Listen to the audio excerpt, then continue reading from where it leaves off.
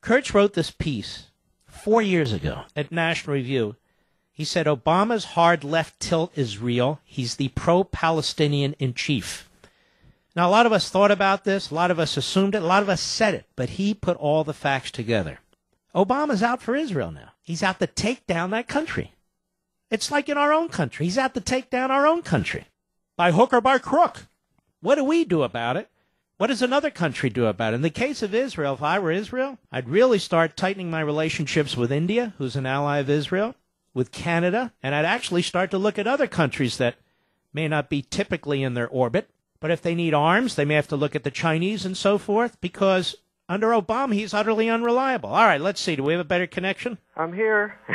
All right, it's slightly better. Stanley Kurtz, back on May 26, 2011, you wrote a piece called Pro-Palestinian in Chief, Obama's Hard Left Tilt is Real, National Review.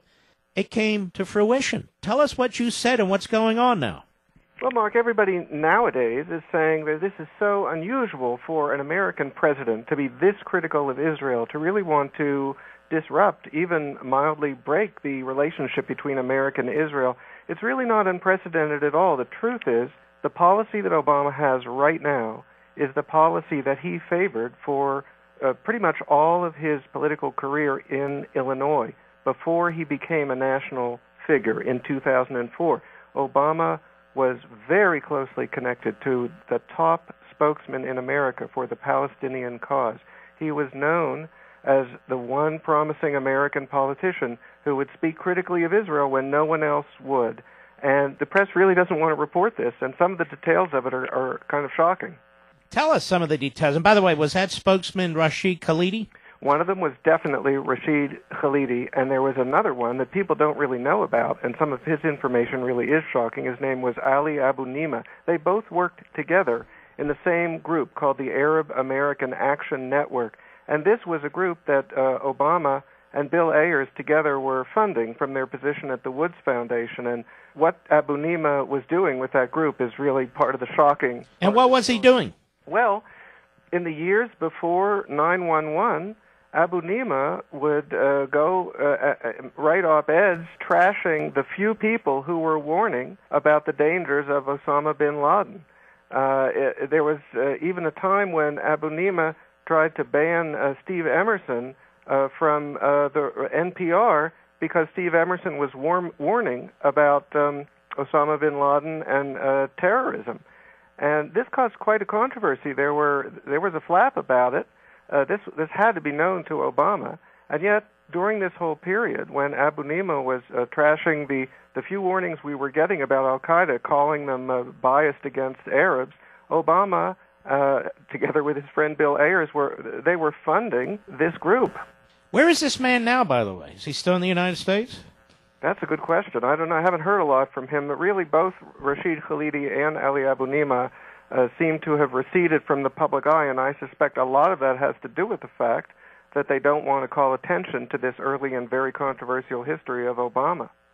And Obama helped fund this organization. Both men worked for the organization, or at least they worked with the organization. But this out-of-the-closet viciousness now against Israel, trying to use as a pretext statements that Netanyahu made and so forth and so on, what you're saying is that's all it is a pretext.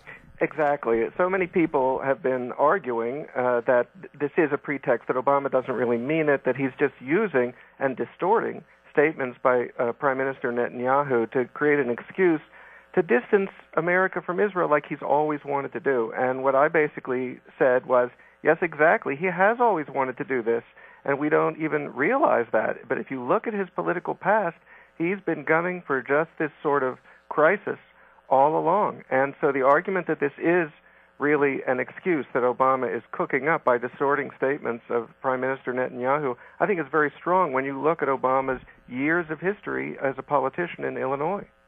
How close was or is Obama to this Rashid Khalidi, the radical pro-Palestinian? Oh, they were definitely friends. They had a lot of strong intellectual exchange. There is, of course, the famous videotape of the dinner, the testimonial dinner, where Obama, we know, praised Rashid Khalidi and spoke warmly of their friendship and relationship. But that video, of course, has been suppressed, and we haven't been allowed to see it. But there's no doubt that they were personal friends. They were political allies. Khalidi was there at the famous or infamous political fundraiser in Ayer's house where Obama kicked off his political career. Khalidi himself helped to raise funds for Obama, and Obama was funding Khalidi's organization, and they were close personal friends. So this was a very tight relationship. Tell everybody who Edward Said was.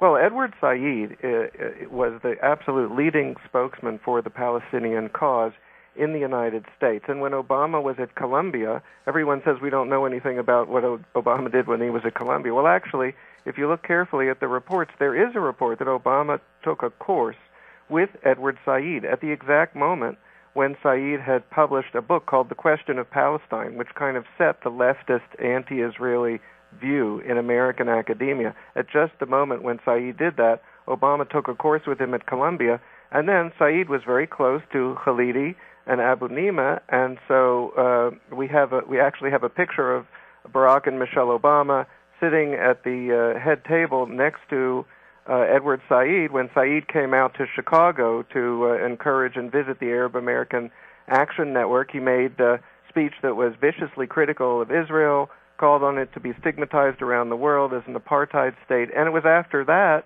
that Obama really started to get close to Khalidi and Abu Nima and to fund them. And the seat that Khalidi currently has at Columbia University, he's a professor there. What is the name of that seat that he sits in? I think it's the Edward Said chair. That's correct. It's the Edward Said chair. So it's a small, powerful circle of radicals, of which Obama was one, correct? Obama was definitely close to and extremely supportive of, both politically, personally, and from his position at the Woods Fund financially, of these key spokesmen for the Palestinian cause in America and these key critics of Israel. They saw him as someone who fundamentally agreed with their critical view of Israel. But after 2004, when Obama made his famous address at the Democratic Convention and became a national figure, they noticed an abrupt change. At that point, Obama started speaking as a typical American pro-Israeli politician. So the question is, which of these things is the truth about Obama? Is his early anti or at least very critical of Israel stance the truth? It looks like it. If you look over his whole life, it's very hard to fake these long-term, close personal relationships. And of course, his early political radicalism in college and as a youth fits in perfectly with his political stance in Hyde Park.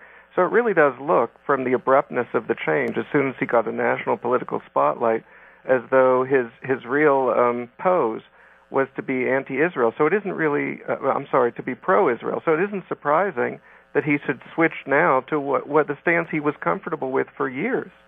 Now, in addition to Khalidi and Abu Nima, the two radicals, in addition to Ayers, there's always Reverend Wright. So he was getting a full spoon of it on Sundays. That's exactly right. And I wrote a book some years ago, which you were very supportive of. Radical in Chief. Radical in Chief, where I explained that how I showed how it was really impossible for Obama not to have heard Reverend Wright's true views on Israel and other subjects. So when you put it all together, it really is a very consistent picture. So how can there be any surprise in what's happening now? And, of course, Samantha Power, what did she say so infamously? Well, Samantha Power at one point really seemed to call for American troops to intervene to force a settlement on Israel, literally, a military settlement. And, of course, she's since then claimed that it was all misunderstood, a mistake. She's apologized for it. But again and again, if you look back into the record of Obama, his close advisors like Samantha Power and the people he was close to for years in Illinois politics and even in academia before then, what you see is that the stance Obama is taking now is the stance he had then. And so if you take a whole variety of topics, you take immigration, you take gay marriage, I think if you go back and you look at Obama in the 90s, you see the real Obama, and it all is coming out now. He's reverting back to what he's always been, and he's kind of been holding that for the last 2 years when he didn't have elections hanging over his head. Stanley Kurtz, his chief of staff today, Dennis McDonough, said he was complaining about Israel, an occupation that has lasted for more than 50 years, must end. Is this not unbelievable? In a sense, it's unbelievable. It's unbelievable that an American president would be saying this. But when you look at what Obama has believed for years, and his deep political involvement for years, unfortunately, it's all too believable. Mm-hmm.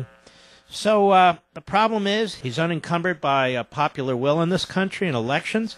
The people sent a Republican Congress to try and stop him or slow him down, and he defies it. The people in Israel voted for their prime minister in a landslide election for Israel, and he rejects it. And he seeks to impose his will, apparently by threatening Israel and going to the UN. Is that correct?